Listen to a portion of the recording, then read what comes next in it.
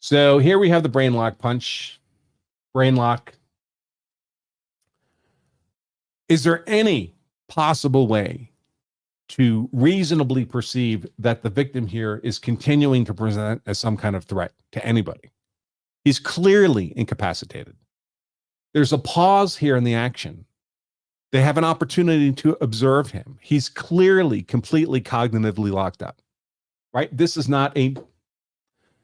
the physical position of someone who's just suffered a traumatic brain injury.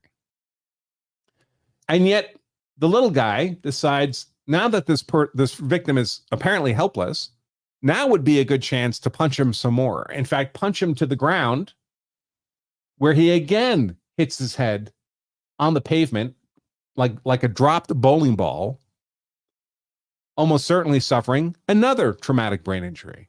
And these kind of back on the head falls are often fatal.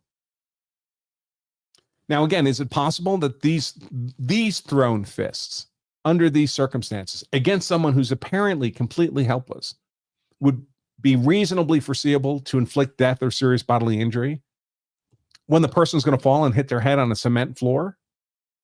I would suggest yes. Often in these circumstances where one punch kills somebody, it's generally not the punch that actually does the killing.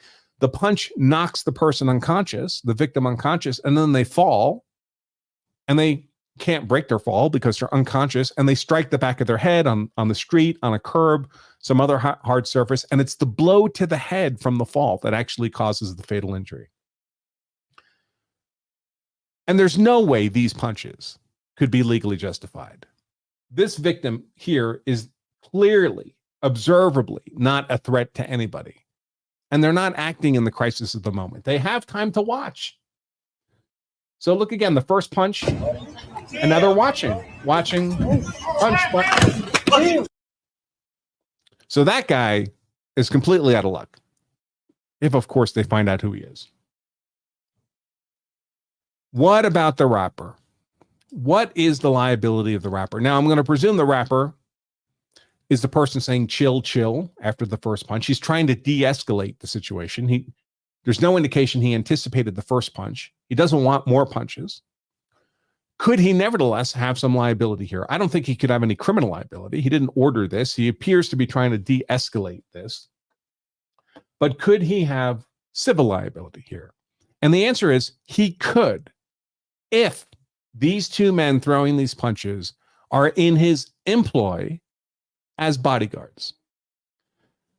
So the doctrine that would come into play there is, let's see, I think I prepared a little slide. I try my best to keep all these shows in plain English and avoid legal terminology, but sometimes you have to have a little bit. And the legal terminology that would apply here, that would allow for liability, civil liability on the part of the rapper. And if there's civil liability, then he would be subject to paying perhaps millions in damages to the victim here, are the legal doctrines of vicarious liability, meaning liability through another, through the acts of another. And that's based in turn on the legal doctrine of respondeat superior, meaning that a superior, an employer, can be responsible for the conduct of their employee. Now, that's what the argument would be here by the victim if he sues the rapper, that the rapper employed these two guys as bodyguards, and therefore he's responsible for any negligent conduct or even criminal conduct but not criminally liable. He's civilly liable for the negligent or criminal conduct of his employees. But there are conditions that have to be met for that argument to be viable. One is these guys have to actually be employees of the rapper. Are they employees? The UK media is not reporting that they're employees. They're part of his crew. They're part of an entourage. They're simply talking with him. But the UK newspapers are not making any claim that there's an employee-employer relationship here.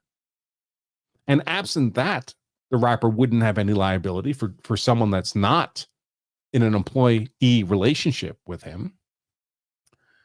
And of course, even if there is an employee-employer relationship, the employer is not responsible for everything an employee does. It would only be responsibility for things that the employee is doing in the course, the normal expected course of their employment responsibilities.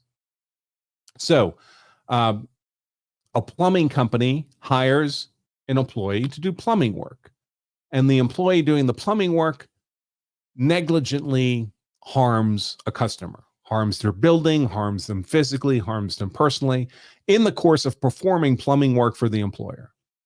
Well, the employer's under respondeat superior probably has vicarious liability for the misconduct of their employee within the scope of his employment responsibilities. But say that same employee just decides, you know what, I'm going to rape the customer in their home.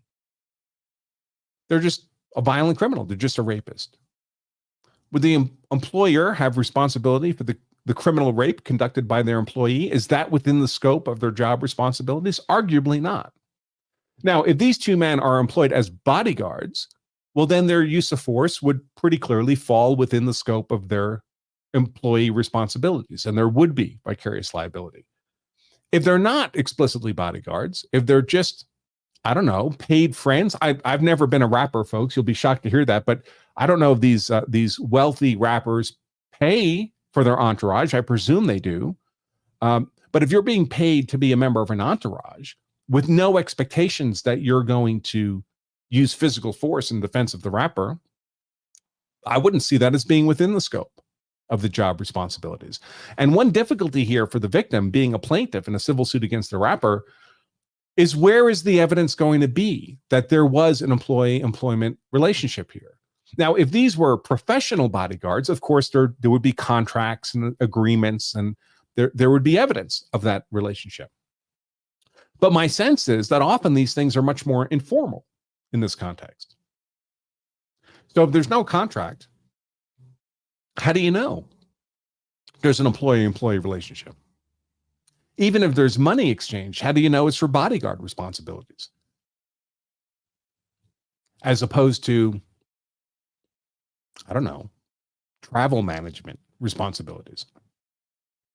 Now, is it possible you could prove that relationship, that bodyguard relationship, even in the absence of, a normal commercial contract to provide bodyguard services? Sure, you could go through discovery and you could depose people involved in the rapper's business practices, depose the rapper. If you ever find these guys, depose other people in the entourage and ask them, what was the understanding of these guys' responsibilities? And if it was bodyguard responsibilities, well, then it looks like vicarious liability to me.